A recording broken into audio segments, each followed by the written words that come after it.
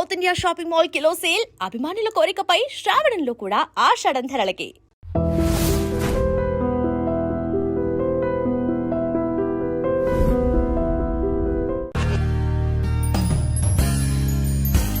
అంటే అది నిలబెట్టుకునే మనుషులు కదా రాజకీయాల్లో ఉండాలి. మన ఇంటర్వ్యూ మొదలు పెడతాం. పాడమంటారా? ఇప్పుడు సరదాగా పాడుకునే రోజులన్నీ పోయినాయి. ఇప్పుడంతా కొట్లాడే రోజులు దగ్గర ఉంది. ఇప్పుడు పర్టికులర్గా ఆ బుట్ట అలా పెట్టడానికి కారణం ఏదైనా ఉందా అండి? మీ నాన్నగారు అంటే మీకు చాలా ఇష్టమని షూటింగ్ టైంలో ఉన్నప్పుడు నాన్నగారు కాలం చేశారని. దేవాలయం షూటింగ్ చేస్తున్నాం. సో అక్కడ ఫాదర్కి చితి పెట్టడం సీన్ నేను ఆ సమయంలో ఏంటంటే ఇక్కడ సో ఇంకా అలాగా ఆయన చనిపోవడం జరిగింది. అయితే నిప్పురవ్వ సినిమా తర్వాత మళ్ళీ బాలకృష్ణ గారితో చేయకపోవడానికి అంటే తర్వాత స్టోరీ ఏమి సెట్ కాలేదంటారా? తర్వాత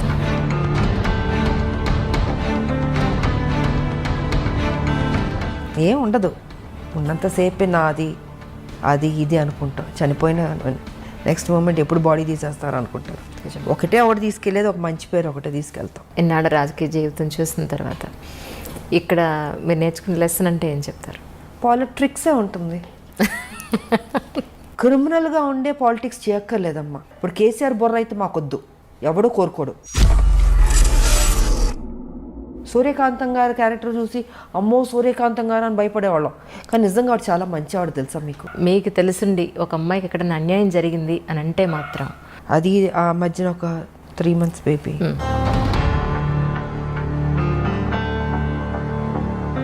సమాజం పాడైపోయిందమ్మా చాలా బాగా. అంటే తల్లి తెలంగాణ పార్టీ ఎందుకు పెట్టాలనిపించింది? ఎందుకు టీఆర్ఎస్లో విలీనం చేశారు? కొంతమంది నాయకుల వల్ల, నేను పేరు చెప్పుకోదలుచుకోలేదు, వాళ్ళు ముఖ్యమంత్రులు కూడా కావచ్చు ఆ రోజుకి. సో వాళ్ళు ఏంటంటే ఈ తెలంగాణ రావడం వాళ్ళకి ఇష్టం లేదు.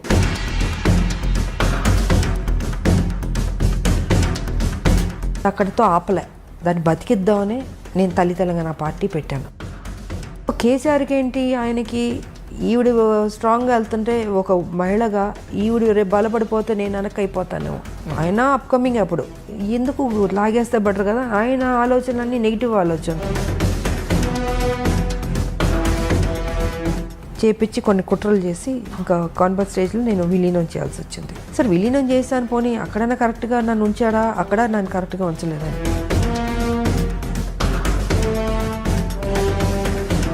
కాంగ్రెస్ ఇస్తున్నాం అని అనౌన్స్ చేసింది. అనౌన్స్ చేసిన నైటే నన్ను సస్పెండ్ చేస్తాడు. ఇంకా హౌస్ స్టార్ట్ అయిపోయింది. స్పీకర్ ఆవిడ వచ్చారు, ముందుకు వెళ్ళాను, వెల్ దగ్గరకు వెళ్ళి బిల్లు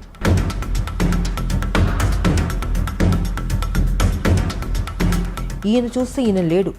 అంటే ఆ ఘట్టంలో కూడా ఈయన లేడు. తెలంగాణ రావాలని ఇంట్రెస్ట్ లేదు ఆయనకి. 1200 మంది చనిపోయారు. వాళ్ళ ఆత్మ శాంతించాలంటే అసలు సిసలైన తెలంగాణ రావాలి అనుకుంటే ఆ తెలంగాణ రావాలి. దోపిడీ తెలంగాణ జరుగుతుంది. మీకు వయసు అయిపోయింది, ఇంకెంతకాలం బతుకుంటారు? ఇంత డబ్బు తిన్నారు కదా, ఏం చేసుకుంటాడు ఆయన చెప్పండి. మీ ఫ్యూచర్లో ఎలాంటి ప్రాజెక్ట్స్ అయితే మీరు ఒప్పుకునే అవకాశం ఉంటుంది? ఫ్యూచర్లో అంటారా, నాకు ఒకే ఒకటి ఉంది. ఏదో రొటీన్ సినిమాలు కాకుండా ఒక యాక్షన్ సినిమా చేద్దాం అని ఉంది నాకు.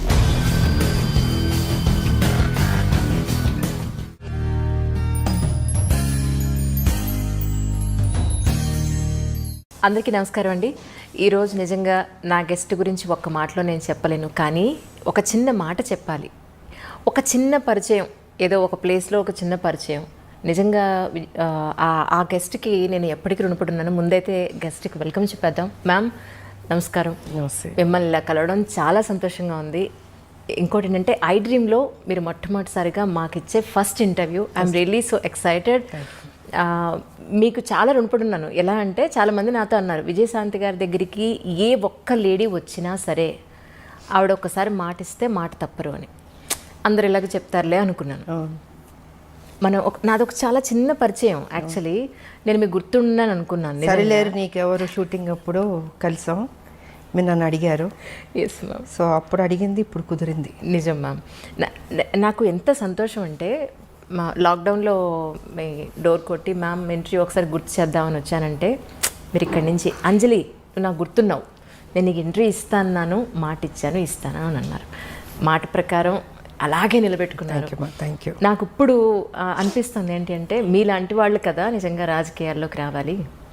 మాట ఇచ్చారు అని అంటే అది నిలబెట్టుకునే మనుషులు కదా రాజకీయాల్లో ఉండాలి. But really ma'am such a great meeting with you. Thank you. చాలా చాలా సంతోషంగా ఉంది. అది నేను నా సంతోషం చెప్పలేకపోతున్నా ఒక్క మాటలో. మన ఇంటర్వ్యూ మొదలు పెడతాం ఇలా ఇంటర్వ్యూ మొత్తం పూర్తూనే ఉంటారు. రియలీ మ్యామ్ మ్యామ్ యాక్చువల్లీ మీ లైఫ్ని ఒక 3 పార్ట్స్గా తీసుకుంటే, ఒకటి మీ పర్సనల్ లైఫ్, 2 సినీ రంగ ప్రవేశం, 3 రాజకీయ జీవితం. ఈ మూడింటిని ఐ డ్రీమ్లో ఒక బయోగ్రఫీ లాగా కమింగ్ జనరేషన్స్ ఎప్పుడు ఆల్మోస్ట్ యూట్యూబ్లో 100 సంవత్సరాలు ఉంటుందట. సో దీన్ని ఒక బయోగ్రఫీ లాగా తీసుకుని మీ జీవితంలో ఈ 3 ఎలిమెంట్స్లో ఇంపార్టెంట్ ఎలిమెంట్స్ని అలా డీటెయిల్డ్గా తీసుకుందనే ఉద్దేశంతో వచ్చిన కారణం. ఈ అవకాశాన్ని ఇచ్చిన మీకు నిజంగా చాలా చాలా ధన్యవాదాలు. ఒక్కసారి ఇప్పుడు దసరా నవరాత్రులు నడుస్తున్నాయి, చాలా డిఫరెంట్గా పెట్టారు బొట్టు. ఈ బొట్టుకి దసరాకి లేదు, నేను దీక్షలో ఉన్నాను. నేను ఆ పూజ చేస్తున్నాను, నేను నవరాత్రి పూజలు. సో కొన్ని పూజలు అంటే నేను డెఫినెట్గా నేను చేస్తూ ఉంటాను. సో ఇది నవరాత్రి కాబట్టి అమ్మవారికి ఆ దీక్షలో ఇంకా చేస్తున్నాను నేను. ప్రశాంతంగా ఉంటుంది మాకు, అంటే మార్నింగ్ అన్ని పూజలే ఉంటాయి కదా మాకు. గేట్ లోపలికి వస్తుంటేనే గేట్లోకి వస్తుంది ఒక ఫ్లేవర్, ఒక పువ్వుల వాసన, ఒక అగరబత్తి ధూపం. అది ఇల్లంతా మొత్తం పూజలు అగరబత్తులు అన్నీ ఉంటాయి. ఇంకా దేవుడు అంటే ఆ పూజ అంటే ఇంకా దానికి మనం టైం కేటాయిస్తూ ఉంటాం. కాకపోతే రాజకీయం మాకు ఉంటుంది, తప్పదు. సో దేవుడికి ఇవ్వాల్సిన సమయం ఆ సమయం నేను ఇచ్చేస్తాను. మార్నింగ్ నేను ప్రశాంతంగా ఉంటుంది ముందు. ఈ అంటే పర్టికులర్గా ఆ బుట్ట అలా పెట్టడానికి కారణం ఏదైనా ఉందండి? ఏమో నాకు తెలీదు. దేవుని దండం పెట్టుకుంటా అలా పెట్టేస్తాను అంతే. ఇలా పెట్టాలి అలా పెట్టాలని ఏమి ఉండదు. అది ఆ పూజ చేసినంతసేపు స్వామిలో ఆ లీనమైపోతున్నట్టు ఉంటుంది. సో అది అయిన తర్వాత ఆ అమ్మవారి దీవెనలతో బుట్ట అలా పెట్టేసుకుంటాను. మరి అది అంటే సుమంగళీళ్ళు ఎప్పుడు ఇలా పెట్టాలి ఒకటి ఉంటుంది లెక్క, ఇదేమో అమ్మవారిది. అది ఒక్కసారి మీ ఫ్యామిలీ గురించి, అమ్మ నాన్న. ఫ్యామిలీ గురించి చెప్పాలంటే నేను, మా మదరు, మా ఫాదరు, ఒక అన్నయ్య, నలుగురమే. కథ ఫ్యామిలీ పరంగా చూసుకుంటే చాలా పెద్ద ఫ్యామిలీ. బట్ మా మదర్కి ఫాదర్కి నేను మా అన్నయ్య ఆయన జస్ట్ ఒక 2-3 ఇయర్స్ బ్యాక్ చనిపోయారు. సో నేను ఒక్కదానే ఉన్నాను. అండ్ ఇప్పుడు నేను నా భర్త, అంతే, ఇద్దరమే. చిన్న ఫ్యామిలీ ఇప్పుడు. కానీ మీ గురించి తెలుసుకోవాలి ఇంటర్వ్యూ కోసం అన్నప్పుడు నాకు యూట్యూబ్లో చాలా వీడియోలు మీ నాన్నగారు అంటే మీకు చాలా ఇష్టమని, మీరు షూటింగ్ టైంలో ఉన్నప్పుడు నాన్నగారు కాలం చేశారని, దాన్ని అసలు ఆ టైంలో మీరు కళ్ళు తిరిగి పడిపోయారని కూడా కొన్ని వీడియోలో చెప్పడం జరిగింది. ఒక్కసారి నాన్నగారి గురించి తెలుసు. యాక్చువల్గా దేవాలయం షూటింగ్ చేస్తున్నాం, అమరావతి, గుంటూరు నుంచి అమరావతి.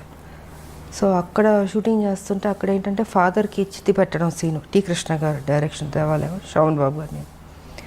సో అక్కడ ఫాదర్కి చితి పెట్టడం సీన్ నేను వెళ్ళి కూతురు చితి పెడుతుంది.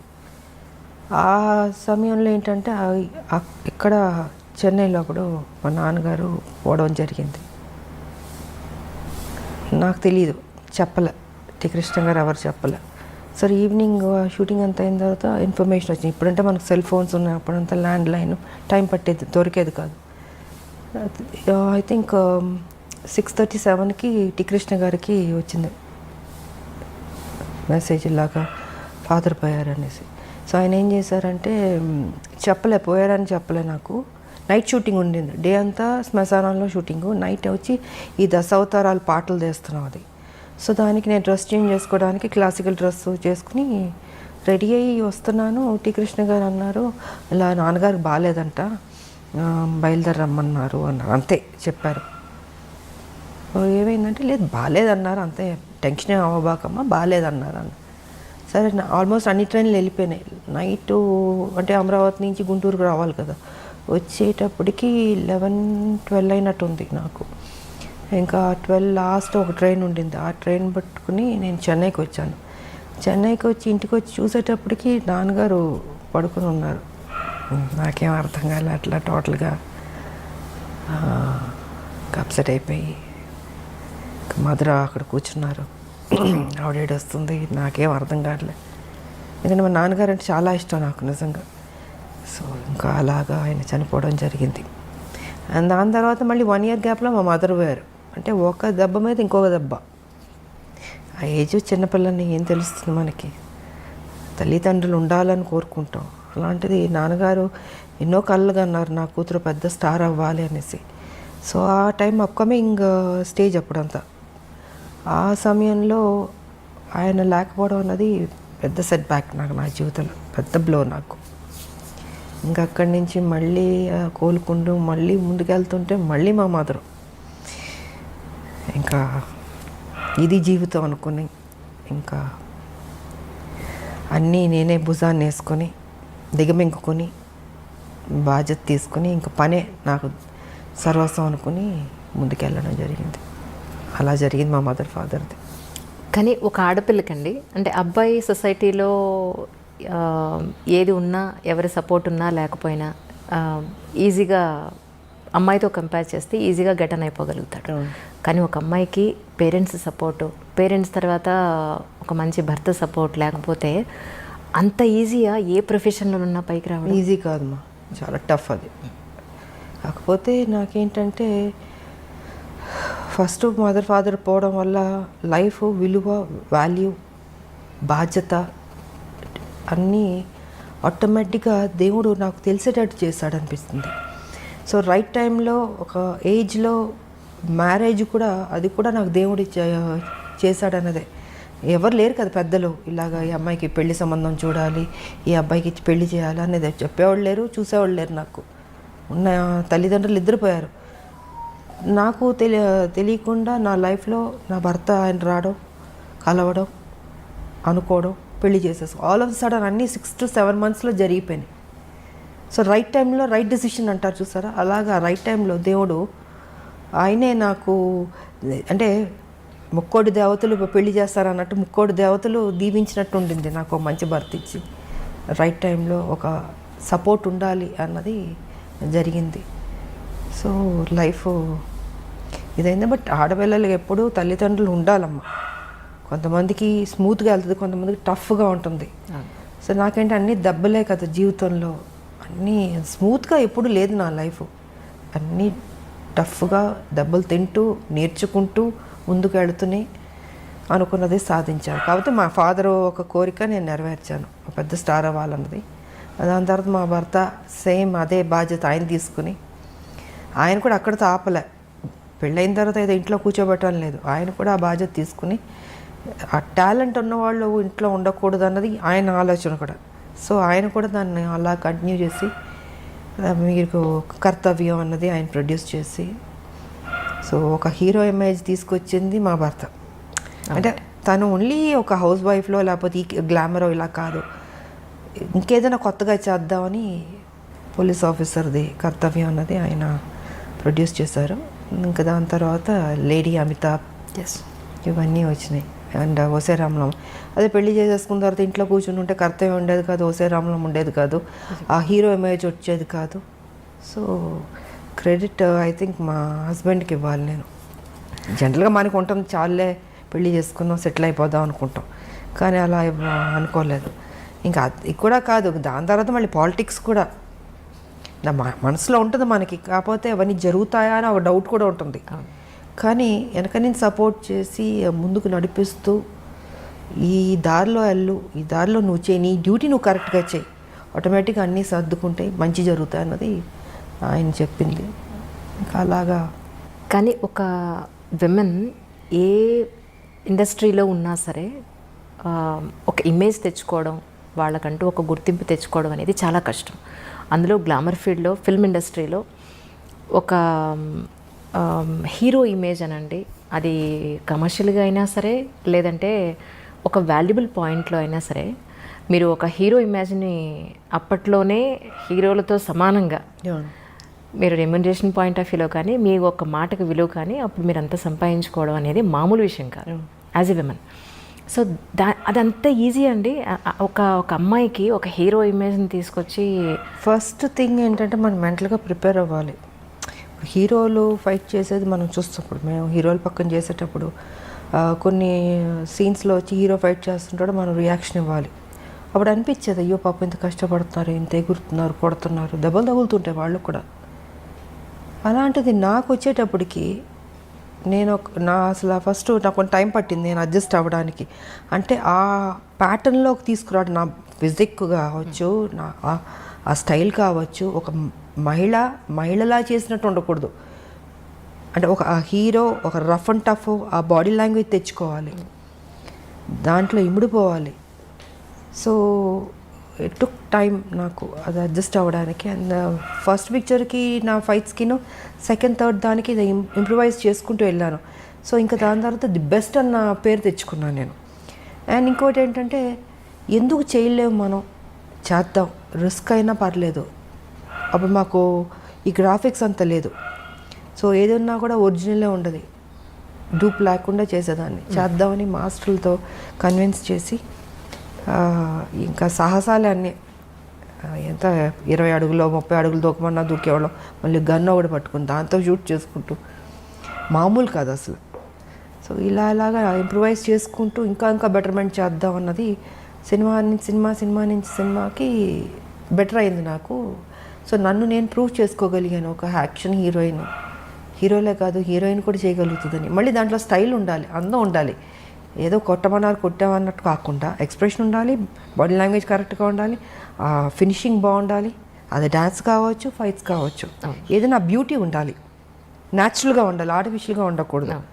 ఏదో ఇప్పుడు జంప్ చేయమన్నారు ఇలా జంప్ చేయడం కాదు, ఒరిజినల్గా జంపింగ్లానే ఉండాలి, రఫ్ లుక్ ఉండాలి.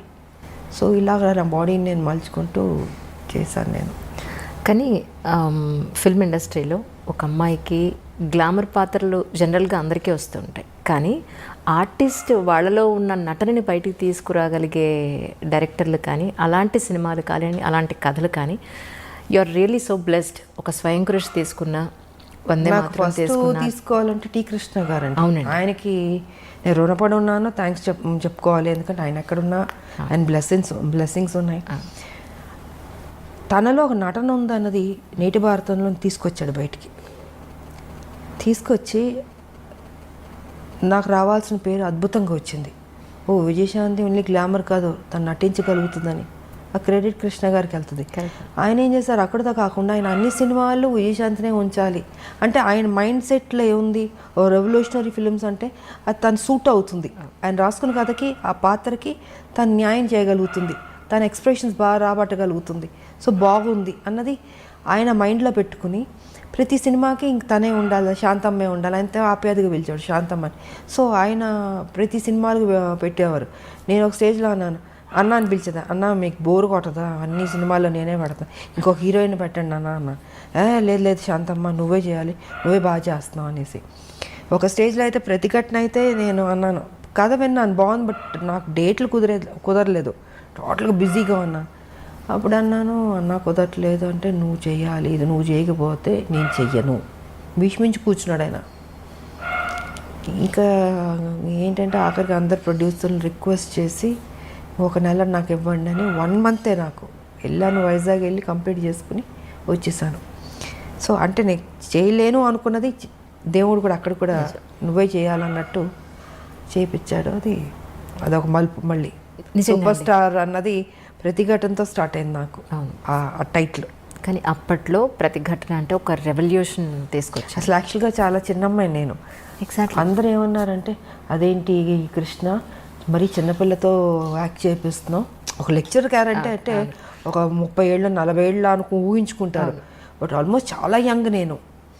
అంటే అందరూ క్రిటిసైజ్ చేశారు, అదేంటది ఆవిడ మరీ చిన్నపిల్ల ఉంది, చేయగలుగుతుందా, చేయలేదు, తప్పు చేస్తున్నావు, డెసిషన్ రాంగ్ అవుతుంది అని కృష్ణ గారితో. అంటే నాకు తెలుసు ఏం చేయించాలని కొంచెం గెటప్ అంతా వేసి 3 వేసి కొంచెం పెద్ద అమ్మాయిలా కనపడేటట్టు చేసి నేను కూడా ఛాలెంజ్గా తీసుకున్నాను. ఎప్పుడైతే క్రిటిసైజ్ చేశారో నువ్వు చేయలేవేమో అని, ఎందుకు చేయలేను, నన్ను ఎప్పుడు అలా అంటే నేను ఊరుకోలేను, ఇంక దాన్ని ఛాలెంజ్గా తీసుకుంటాను. ఇంక తీసుకుని సో కృష్ణ గారు పట్టుబట్టడం, నేను ఆ ఛాలెంజ్గా తీసుకోవడం, అది అద్భుతంగా సక్సెస్ అయింది. అది మలుపు తిరిగింది నా లైఫ్ దాంతో. మీలో నటనని బయటికి తీసుకొచ్చింది ఒక మాస్. అందరూ గ్లామర్ని చూస్తే ఆయన మాత్రం మీలో ఉన్న అంతే. ఫస్ట్ కృష్ణ గారికి క్రెడిట్ వెళ్తుంది. దాని తర్వాత మిగతా వాళ్ళందరూ మంచి డైరెక్టర్లు, గొప్ప డైరెక్టర్లు పనిచేస్తారు, డిఫరెంట్ క్యారెక్టర్స్. బట్ ఆ అమ్మాయిలో ఆ టాలెంట్ ఉన్నదని తీయాలి కదా ఎవరో ఒకళ్ళు, అది టీ కృష్ణ గారు. అవును. కానీ ఒక ఆర్టిస్ట్కి తన జీవితం మొత్తం మీద చూసుకుంటే మహా అయితే ఒక 2, 3 దొరుకుతాయేమో అలాంటి రేర్ కరెక్ట్ కదా. కానీ మీ విషయంలో ఒక పెద్ద లిస్టే ఉందండి. నిజంగా నేను ప్రిపేర్ చేసుకున్నాను, చదవండి లిస్ట్. అసలు మామూలు కాదు. మీరు టీ కృష్ణ గారితో చేసిన సినిమాల దగ్గర నుంచి టీ కృష్ణ గారితో దగ్గర మీరు 6 సినిమాలు కంటిన్యూస్గా చేశారు. అన్నింటికన్నా మించి అసలు మీరు చేసిన సినిమాలు అన్నింటిలో అద్భుతమైన ఆర్టిస్ట్ని బయట తీసుకొచ్చిన సినిమాలు అంటే 10ల సంఖ్యలో ఉన్నాయి. ఎవరికన్నా 3, 4 చెప్పుకోవడానికి ఉంటాయి అసలు.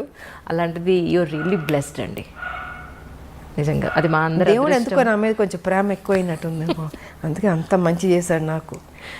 మనసు మంచిది కాబట్టి మంచిగా జరుగుతుంది. నిజంగా నేను ఎప్పుడు ఎవరి గురించి చెడుగానో నాకు అనవసరం. నా పని, నా డ్యూటీ, నా ఇల్లు, అంతే. ఇదే నా ప్రపంచం అనుకున్నాను నేను. కానీ అదే ఒక అమ్మాయికి ఎక్కడన్నా మీకు తెలుసుండి ఒక అమ్మాయికి ఎక్కడన్నా అన్యాయం జరిగింది అని అంటే మాత్రం నిజంగా రామలం బయటకు వస్తుంది అనేది మొన్న అమ్మాయి విషయంలో చిన్నపిల్ల. ఆఫ్ కోర్స్ అది మహిళలకి ఎప్పుడు న్యాయం జరగాలనేది మాత్రం నేను ఫస్ట్ నుంచి పోరాడుతూనే ఉన్నాను. నా వాయిస్ రేస్ చేశాను నేను. బాధగా ఉంటుంది, ఎందుకంటే ఒక మహిళగా నాకు తెలుసు ఆ కష్టాలు ఎంత కష్టపడితే కానీ పొజిషన్కి రారు, ఎంత స్ట్రగుల్ అవ్వాల్సి వస్తుంది. ప్రతి చోట అడ్డంకి ఉంటుంది. అంటే మన ప్రొఫెషన్లో ఏ ప్రొఫెషన్ ఎన్నుకున్నా దాంట్లో అచీవ్ చేయడానికి అడ్డుపొలలు వేస్తూ ఉంటారు, వెనక్కి లాగుతూ ఉంటారు. సో ఆ పెయిన్ కానీ నాకు తెలుసు. అది కాక మొన్న జరిగిన ఇన్సిడెంట్ అయితే అది మరీ దారుణం అమ్మ. నాకు నిజంగా అది ఆ మధ్యన ఒక 3 months బేబీ, మళ్ళీ అది రిపీట్ చేయాలంటే మళ్ళీ నా మూడ్ పాడైపోద్ది. అది అంటే ఎలాంటి ప్రపంచం ఎలాగైపోతుంది, బాగుపడద్దు అనుకుంటే ఇంకా వర్స్ట్ అవుతుంది ఏంటి అన్నది నిజంగా బాధగా ఉంది. అది తెలియదు మరి మారాలమ్మా. అదే మొన్న చాలా రోజుల తర్వాత మీరు ఆ ఇష్యూ గురించి ఆ శవం అతనిది కాదు, మీరు అసలు ఏం చేశారో చెప్పండి అని డిపార్ట్మెంట్ వాళ్ళని. బికాస్ ఫస్ట్ లేదంటారు కదా, ఉందంటారు. అంటే ఒక వ్యక్తిని పట్టుకోవడానికి ఎందుకు ఇంత గేమ్ అనేది నేను చెప్పదలుచుకుంది ఆ రోజు. అని నిజంగా నడి రోడ్డు మీద చంపాలి వాడిని, అంత కోపం వచ్చింది నాకు. సరే ఇంకా వీళ్ళు చేసే పోలీసులు చేసే గేమ్ అన్నీ చేస్తుంటారు, ఎన్కౌంటర్లు చేస్తారు, ఇవన్నీ చేస్తారు. బట్ ఏదైనా అది కరెక్ట్ కాదమ్మా. అది వాళ్ళకి ఎలా వస్తుంది ఈ ఆలోచన తెలియట్లేదు నాకు. పాప ఆ తల్లిదండ్రులు నిజంగా ఆ తల్లి నేను ఓదార్చలేకపోయినా, వాడు కంటిన్యూస్ ఏడుస్తూనే ఉంది. ఆ పెయిన్ ఎంత ఉంటుందమ్మా నిజంగా, చాలా బాధ వేసింది నాకు. అండ్ నాకు వచ్చిన కోపాన్ని వాడిని అక్కడే పట్టుకుని కొడదామా చంపుదామా అని అంత కోపం వచ్చింది నాకు నిజంగా. అసలు ఆ చంటి బిడ్డ ఎంత ముద్దుగా ఉంది ఆ పాప. నిజమా, వాడికి ఒక బిడ్డ ఉన్నట్టుంది. ఐ డోంట్ నో మరి ఇలా మైండ్లో అయినా దెయ్యం దూరుతుందా, రాక్షసులానో కూర్చుంటారో తెలియదు మరి. చిచి, సమాజం పాడైపోయిందమ్మా చాలా మ్యామ్. నిజం. మెయిన్ ఈ డ్రగ్స్ వల్ల వాళ్ళు ఏం చేస్తున్నారో వాళ్ళకి తెలియకపోవడం వల్ల గవర్నమెంట్ ప్రతి స్టేట్లో గవర్నమెంట్ చాలా సీరియస్గా తీసుకోవాలి ఈ విషయం మాత్రం. అంటే ఆ మత్తులో తేడా తెలియట్లేదు వాళ్ళకు కూడా. తల్లి చెల్లి బిడ్డ అన్న తేడా కూడా లేకుండా మృగంలాగా తయారైపోయారు. సో డ్రగ్స్ అనేది కంట్రోల్ చేయాలి, లేకపోతే టోటల్గా చట్టాలు ఇంకా స్ట్రాంగ్ చేయాల్సిందే. నాన్నగారు కాలం చేసిన తర్వాత మళ్ళీ టీ కృష్ణ గారు కాలం చేసినప్పుడు మీరు అంతగా కదిలిపోయారని చెప్పి విన్నాను. అసలు అంటే ఆయన సినిమాల ద్వారా మీలో ఉన్న నటీమణిని బయటకు తీసుకురావడం ఒకటే కాకుండా ఆయనతో ఉన్నంత బాండింగ్ అంటే ఏం చెప్తారు మీరు? ఒక అన్న చెల్లెల్ని ఎంత అపురూపంగా చూసుకుంటారో అలాగా ఆయన కానీ వదిన ఆవిడ కానీ ఎంతో ఆప్యాయతగా. అప్పుడు గోపీచంద్ అంతా చిన్నపిల్లలు, ఇంకొక పెద్ద బాబు ఉన్నాడు, అబ్బాయి కూడా చనిపోయాడు, పాప ఒకటి ఉంది. సో అందరూ ఒక ఫ్యామిలీలా ఉండేవాళ్ళు నిజంగా, అంత అన్యోన్యంగా. ఆయన ప్రతిదీ కేర్ తీసుకుని శాంతమ్మ ఇది చేయాలి అనేసి అలాగన్నా. ఓసారి పొరపాటు అయ్యేది, అంటే యాక్టింగ్ ఈ సీన్ సరిగా రాకపోతే ఊరుకునేవాడు కాదు, ఆయన తిట్టేవాడు. ఆయన ఈ రేపటి పౌరుల షూటింగ్లో అయితే పెద్ద సీను, కోర్టుని గుడి బయట పెట్టి లెంతీ డైలాగ్ పెట్టి చేయాలి. ఆయన అప్పటికి క్యాన్సర్తో బాధపడుతూ బెడ్ మీద పడుకొని డైరెక్షన్ చేస్తున్నారు. సో ఆ సీన్ ఏంటంటే గంటలు గంటలని చేతులు చేయాలి. నేను ఒక ప్యాటర్న్లో చేసుకుంటూ వస్తే కట్ చేసి చేతులు ఇలాగ చేయాలి కదా, ఎందుకు ఇలా ముడుచుకుని చెప్తావు డైలాగు డామ్ డూమ్ అని తిట్టేశాడు ఆయన. నాకు అర్థం కాలే, ఎప్పుడు నేను చూడలేదు ఆయన్ని అంత ఎమోషన్ అయ్యి కోపం రావడం అనేది. ఒక నిమిషం కూర్చుని పోయాను, నేను ఎక్కడ పొరపాటు చేస్తున్నాను అనుకుని చూసుకుని నాకు కొంచెం టైం అన్నాను. వెళ్ళి 5 minutes కూర్చుని ప్రిపేర్ అయ్యాను, వచ్చాను. సింగిల్ టేక్లో ఓకే చేస్తాను. అంటే ఎక్కడో పొరపాటు జరగచ్చు, అంటే ఆయన మైండ్లో ఇలాగ ఈ క్యారెక్టర్ ఇలా చేయాలి, వైల్డ్గా చేతులని చూపించి అది ఇది ఇలా చేయాలని అని ఉంది. నేను ఒక ప్యాటర్న్లో డైలాగ్ చెప్పుకుంటూ మామూలుగా చేసుకుంటూ వెళ్ళినా, అది కాదు, నాకు అది కావాలి. సీరియస్గా అరిచేసాడు మొత్తం క్రౌడ్, అందరూ జనాలు ఏనాలు. నాకు కొంచెం అప్సెట్ అయ్యాను నేను, ఇదేంట్రా ఇది ఫస్ట్ టైం. బట్ తెలుసు ఆయన హెల్త్ బాగాలేదని తెలుసు. సరే నాకు 5 minutes అని వెళ్ళి కూర్చుని మళ్ళీ నేను ఏ రకంగా చేస్తే బెటర్ అని రివైజ్ చేసుకుని వెళ్ళి చేశాను. I was happy. సో ఇలా ఉండేదమ్మా ఆయనది. అండ్ ఇంకోటి ఏంటంటే ఆయన చనిపోయినప్పుడు నేను ఊటీలో ఉన్నాను. సో ఊటీలో నాకు తెలిసింది వై హరికృష్ణ గారు ఉన్నారు. అప్పుడు కళ్యాణ తాంబూలం షూటింగ్ శోభన్ బాబు గారు నాది జరుగుతుంది. అంటే అప్పుడు తెలిసేటప్పటికి డెఫినెట్గా ఆయన నాకు ఒక గురువు, నాకు ఒక అన్న, అంత కేర్ తీసుకున్న లైఫ్ ఇచ్చిన ఒక గొప్ప వ్యక్తి. ఆయన చనిపోతే మనం ఎలా వదిలేస్తామని అక్కడి నుంచి ఊటీ నుంచి ట్రైన్ పట్టుకుని మొత్తం 2 trains మారి వెళ్ళాను. నేను వెళ్ళి శ్మశానానికి వెళ్ళేటప్పటికి ఆల్మోస్ట్ అన్నీ అయిపోయినాయి. నేను రీచ్ అయ్యేటప్పటికి వదునున్నారు ఆవిడ అక్కడ. ఇంకా అప్సెట్ అయిపోయాను నేను, అంత గౌరవం నాకు ఆయన అంటే. కానీ రాజకీయాల్లోకి రావాలి అనేది మీ సొంత నిర్ణయమేనండి? రాజకీయాల్లో రావాలన్నదైతే తెలంగాణ ఇష్యూ అన్నది మైండ్లో ఉంది. బికాజ్ ఈ రజాకార్లు, నిజాం పరిపాలన, మా తాతగారి ఫ్యామిలీ, మా పెద్ద ఫ్యామిలీ ఎలా డిస్టర్బ్ అయింది, ఎలాగా అంటే ఒక చంపడానికి వస్తున్న వాళ్ళు అరిచేతిలో పట్టుకుని చిన్నపిల్లలు. మా మదర్, ఇంకా నేను ఇప్పుడు లేదు, విజయశాంత మనిషే లేదు ఇప్పుడు, ఇంకా మా మదర్కి మ్యారేజ్ అవ్వలే, ఆవిడ యంగ్, ఆవిడ పెద్ద ఫ్యామిలీ. సో అక్కడి నుంచి చంపడానికి వస్తున్నారనేప్పుడు మా తాత ఏం చేశారు, ఆస్తి మొత్తం ఏటూరు నగరం మొత్తం వదిలి చెన్నైకి వెళ్ళిపోయారు. ఏం చేస్తారు, ఇంకా నా కుటుంబాన్ని బతికించుకోవాలని దీంతో అందరిని తీసుకుని చెన్నైకి వెళ్ళిపోయి ఇంకా అక్కడ ఉండి, దాని తర్వాత అందరు పెద్దోళ్ళు అయ్యి ఒక కథ. ఇంకా మా పిన్ని ఆవిడ ఈ సినిమాలు, దాని తర్వాత మా మ్యారేజ్, మా మదర్కి మ్యారేజ్ అవ్వడం. ఆ తర్వాత విజయశాంతి పాత్ర ఎప్పుడో వచ్చింది, ఒక అమ్మాయి పుట్టి. అప్పుడు హైదరాబాద్లో ఉండేవారు మా మదర్ ఫాదరు, డాడీ ఇక్కడ జాబ్ చేస్తూ ఉండేవారు. సో మా మదర్ ఇక్కడ కన్సీవ్ అయింది ఆవిడ, అండ్ డెలివరీకి చెన్నైకి వెళ్ళింది అప్పుడు. సో ఇలాగా విజయశాంతి అప్పుడు బయట ప్రపంచానికి వచ్చింది.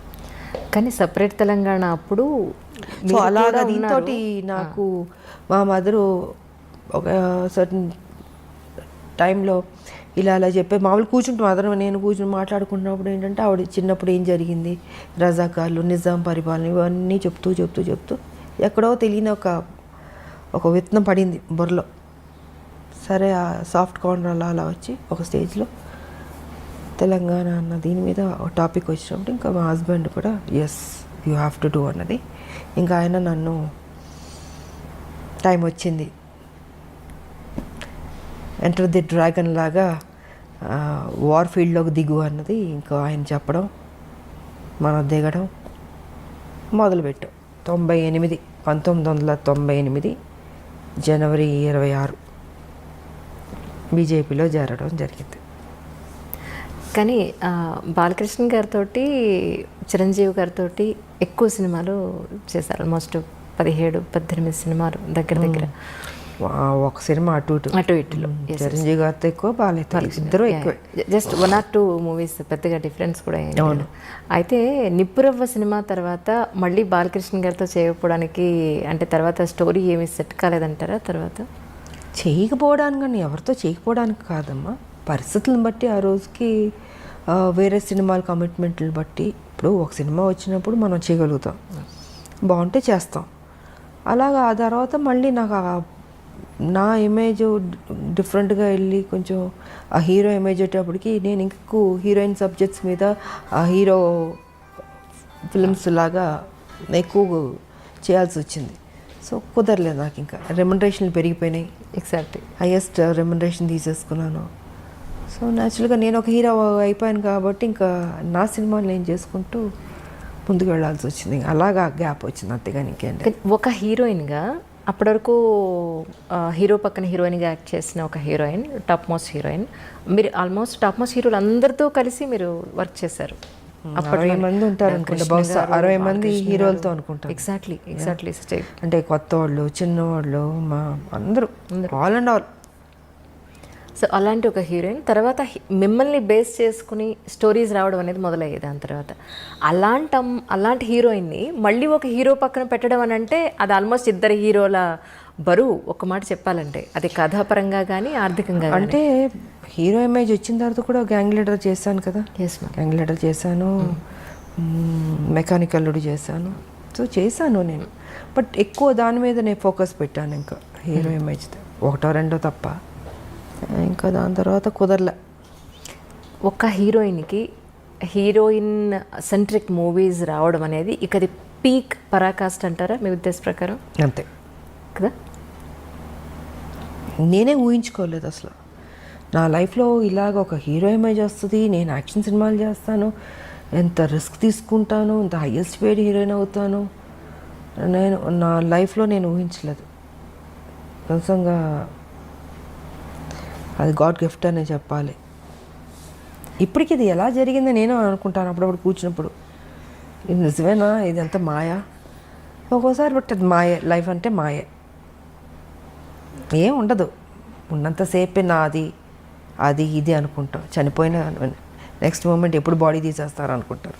సో ఏది తీసుకెళ్ళాం మనం, ఒకటే తీసుకెళ్ళేది ఒక మంచి పేరు ఒకటే తీసుకెళ్తాం.